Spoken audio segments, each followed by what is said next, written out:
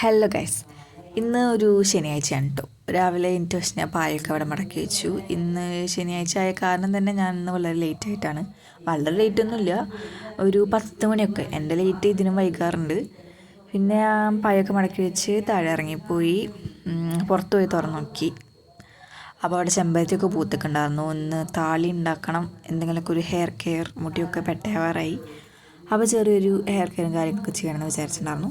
പിന്നെ ഞാൻ അടുക്കളയ്ക്ക് പോയി നോക്കുകയാണ് ചെയ്തിട്ടുണ്ടായിരുന്നത്.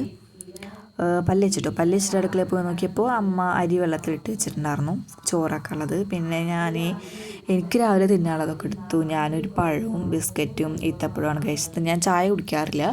അപ്പോൾ ഞാൻ ഒരു ഗ്ലാസ് വെള്ളം, അത് അത്യാവശ്യം വലിയ നീളമുള്ള ഗ്ലാസ് കേട്ടോ, അതിലെ വെള്ളം ഞാൻ ഡെയിലി എന്നും 8 ഗ്ലാസ് വീതം കുടിക്കാറുണ്ട്.